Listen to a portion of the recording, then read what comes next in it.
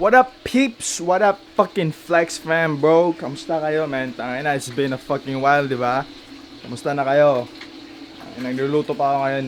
Gising ako like around 8 p.m. Tangina, sira-sira na yung body clock mo, man, dahil sa quarantine na to. Kamusta naman kayo dyan sa bahay niyo? Kamusta yung quarantine niyo? Tangina, nagbi-bacon na lang ako, tsaka bacon and egg always, bro.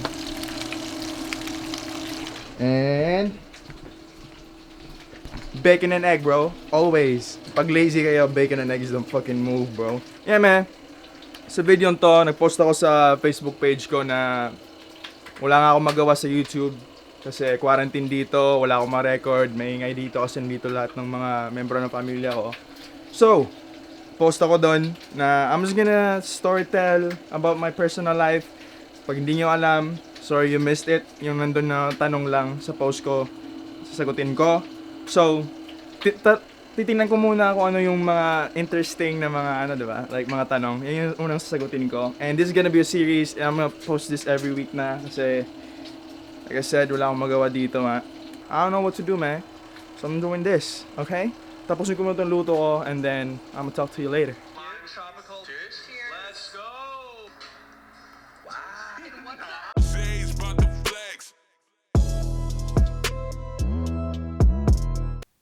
That's your boy, bro. That's your boy, bro. Ay na, pangit ko. Fuck. Okay, PS, okay? I'm not really good at storytelling, so keep in mind, I'm trying my best. Hindi ako magaling mag-Tagalog din, so keep in mind all that shit while listening to this story, okay? So yeah, watch the video, enjoy that shit. Alright, man. Shout out sa taon to. Siya yung pinakaunang taong sasagutin ko. Tanong niya is, sino daw girlfriend ko? To be honest, man, sa ito, fans ko kayo. Gusto nyo malaman talaga. If gusto nyo talaga malaman, man, since birth, wala pa talaga akong girlfriend, bro. I mean, I'ma explain though. Alam niyo kung bakit? Kasi ano eh, like, since bata pa ako, marupok akong tao eh. Like, torpe din. Pinagmix yung dalawa, marupok at torpe. So, mabilis ako ma-in love and all that shit. Pero, wala talagang confidence na, like, magsalita, like, ilabas yung emosyon, di ba? Pero, tinatry ko ilabas, sabihin sa taong gusto ko. Pero, you know, I'm gonna say this. 8th grade, no, I think it was, ano bang grade magsisimula yung high school sa Pilipinas? 7, right? 6, yeah, 7th grade. Magusto akong babae and then, not really. I think it was 8th grade. 8th grade, nagusto akong babae. And then, I think she watches the video, I don't know. But like, my friends do watch the video. I don't really care, pero sasabihin ko. May mga peke kasi akong kaibigan din dati. Kaibigan ko sila 7th grade. And then, 8th grade, nag-iba sila. Nag-iba sila ng section. And then, nag-iba kami. So, yung gusto ng babaeng gusto ko, nasa kabilang section. And then, kaibigan ng mga peke yung kaibigan na. So, gusto ko yung babae. Yung babaeng gusto ko, same section ko. And then, you know, man, like, sinisiraan ako. Like, alam kasi mga peking kaibigan ko na, gusto ko yung babaeng yun. Pero, parang dinadapigan nila yung, yung gusto ng babae dun sa kabilang section. Kasi, basketball player yun kasi. Tas sa school namin. Tas, gusto ng mga peking kaibigan maging basketball player din. Like, gusto nilang dumikit doon. Ewan ko if yun totoo talaga nilang like mission nila sa buhay at that time. Pero yeah, siniraan ako and then yeah. I mean, pinaporsigi ko naman ng like ginusto ko talaga din like kausapin pa din yung babaeng gusto ko. No, that akala ko talaga siya yung pinakaunang girlfriend ko, man. Pero yeah, nag-usap kami. Yo, dati, man. Naalala ko lang. Like, I used to fucking give that shit, like I give her loads, bro. Alam mo yung loads sa Pilipinas, like, only, like, TO50, TO20, all that shit, bro. I used to give that shit for her, bro. Di niya alam, like, nagtataka na lang siya, but daw meron daw siyang load every fucking day, bro. Kasi, alam mo yung group message, alam, sa mga datihan, man, sa mga, alam ko mga, like, if you were born like 2000 and fucking 1995, 2000, alam niyo yung mga group message and all that shit, bro. Yung group message kami, dun ko nakuha yung number niya sa mga kaibigan namin. And then, yo, bro, like, yeah nga, like, I used to give her like TU20, TU50 if may naipon ako, diba, that week or that day. And then, pag nagkita kami, sabihin niya, like, one time naalala ko, tinatanong niya ako, yo, sender, Bisaya kasi, tatagalogin ko na lang. Sabi niya, ano eh, like, yo, ikaw ba yung like, nagbibigay sa akin ng load? Like, tapos, torpe nga ako, diba? Tumatawan ako. I'm like, what the fuck are you saying, bro? Mga ganyan, diba? Like, hindi ko talaga masabi na ako yung nagbibigay, pero, yeah, if you see this, ako yun. Tawa na ako, may putang, But yeah, man, siya yung pinakaunang nagkakala talaga siya yung pinakaunang maging girlfriend ko. At pagkatapos nun, marami naman talaga akong ginugustong babae din. Pero like, hindi ko talaga pinupursue talaga, di ba? Like, parang crush lang, parang ganun. Pero, I'm just gonna tell you guys mga high school stories ko, man. Tangina na. Sabihin nila ako manlolokong lalaki. O like, daming ginustong babae. Pero, pag may gusto talaga akong babae, man, sila talaga yung ginugusto ko. Walang iba. May kinakausap man o like, you know, sinachat, pero pag may gusto talaga akong babae, sila talaga yung kinakausap ko. Meron talaga mga lalaking ganun, pero ako kasi, tingin ng mga babae sa akin parang like, fuckboy, I don't know. Like, manloloko. I don't give a shit, bro. But like, pag ako kasi talaga may gustong babae, sila talaga yung doon talaga yung energy ko napupunta, lahat ng oras ko nandoon. Kaya nga mahirap ako may love talaga kasi may music nga ako, tapos mahirap i-balance yan, di ba? Tapos makwento pa ako isa, man. Ano ba yun?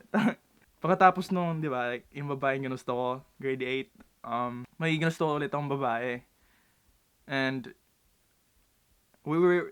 tinagat ko siya sa, like sa, if taga-Dalagat ka, like, you're from Dalagat, Cebu, alam niyo yung, Alberto's Pizza. Shoutout Alberto's. Doon ko tinake out yung doon ko tinake out yung gusto kong babae dati. And then, ayaw kasi kami ng dalawa. So like, fuck bro, this is so cringy. Like, doon ko din lang yung babae nga, di ba? And then, inibita ko yung sa kaibigan ko. I was like, yo bro, dalhin mo yung may gusto ko, yung gusto ng kaibigan ko kasi dati, kaibigan din ng babae gusto ko dati. So like, tinanong ko yung kaibigan ko, yo bro, can you just bring the fucking girl, bro? Ayaw kasi, like, kami ng dalawa. Sabi ng kaibigan ko, oo. So like, kami nga pa, nandoon kumain kami. Syempre ako nagbayad. So, then kami nag-usap. After that, like, at that time, tinangat ko siya.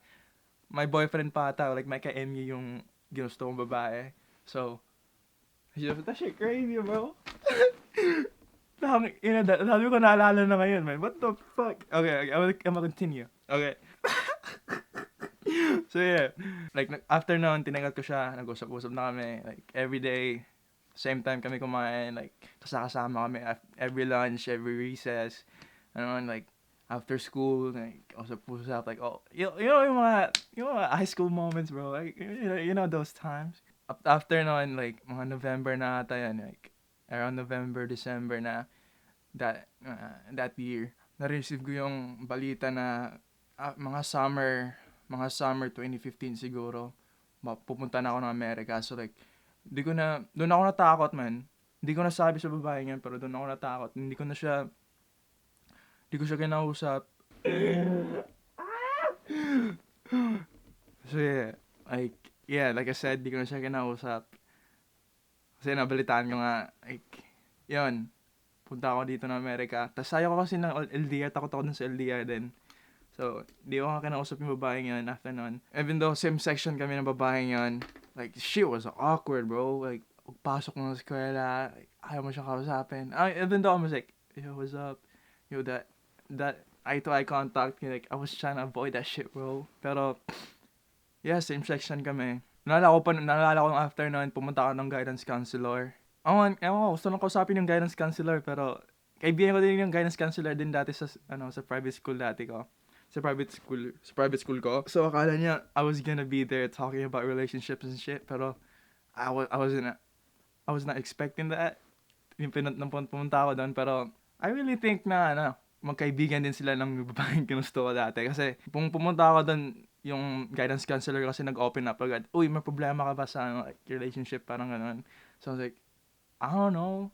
Pero, sabi ko, I don't know. Pero, sabi niya talaga, parang meron talaga. Sabi ng guidance counselor. So, I was like, yeah, maybe. Ganon. Tapos, tinawag yung babae, man. Like, I think tinawag o hindi. Pero, we talked about her. Nandun kami. And then, tinanong niya ako if takot ba ako siyang takot ba ako siyang kausapin siya. I'm like, yeah, kasi, ang weird nun. Like, tinake out ko siya, di ba? And then, akala ko din kasi na maging kami. And then, I don't know, bro. Shit weird. Yo, I really think she got hurt. Kasi, may kaibigan din akong, like, close friend din niya. So, like, kinausap niya ako. Like, bro, ba't daw, ano nangyari? So, alam niyo ako. Like, mahirap nga ipalabas yung emosyon ko. I was like, yo, wala lang. Like, yun naman. Ba't daw ginawa ko yun sa babae niya? Tinanong ako. Like, yeah, wala lang yan. So, dun na siguro lumabas yung conversation na parang fuckboy ako. Parang ganun. Kasi, yo, bro, tinake out ko nga yung babae, tapos parang pinaasa ko lang, But deep inside, takot din talaga ako kausapin yan. Kasi, takot din ako na pumunta dito na Amerika. Wala na kaibigan. Wala na talaga. Lahat ng emosyon nandun na talaga. Tapos, may kasama pang tawag dito, parang relationship. So, yeah, takot na ako. If, tangina, yo, babaeng, like, binabanggit ko, if you're watching this, bro, I'm sorry, fucking, like, parang isip bata pa talaga ako dati. Isip bata pa rin ako siguro hanggang ngayon, but like, I'm just gonna say, I'm sorry, bro. Fuck it, bro. Yeah, man. Yo, marami talaga akong babaeng ginusto, tapos wala pa, man. Like, gusto ko sanang gumawa ng, like, yung parang animations, pero di ko kayang gumawa ng animations, pero, yeah, man. Marami akong story about mga babaeng gusto ko, tapos, di ko lang talaga na-approach yung maayos. Yeah, man. Babaeng ginusto ko dati. Pasensya. Kasi, ginawa ko yun. So, yeah, man. Hopefully, hindi ko nasagot yung tanong kasi, nasagot ko yung tanong, pero, hindi ko nasagot na maayos kasi wala talaga akong girlfriend pa, man. Like, MU lang, MU lang, and then LDR. Yan ang lahat talaga yung mga quote-unquote relations ko. Yeah, man. That shit not fun, bro. But like, kinikilig ako ngayon. Yeah, shoutout pala sa taong nagtanong noon, man. Maraming salamat. At sana nagustuhan mo yung story ko. Sana may tanong pa kayong iba, man. Like, comment nyo down below. I'm gonna answer all that shit, okay? That shit funny. Yo, shoutout sa taong nagtanong noon. Maraming salamat talaga at may content na ako. Next question is gonna be this. So, like, share, subscribe, bro. This is my personal life, sharing this quarantine fucking sessions. Sana magustuhan niyo, man. Okay? Part 1 is done. Part 2 is gonna be next week, or hopefully this week if may gana akong gumawa ng video. So yeah, man. Peace out. Like, share, subscribe. Peace!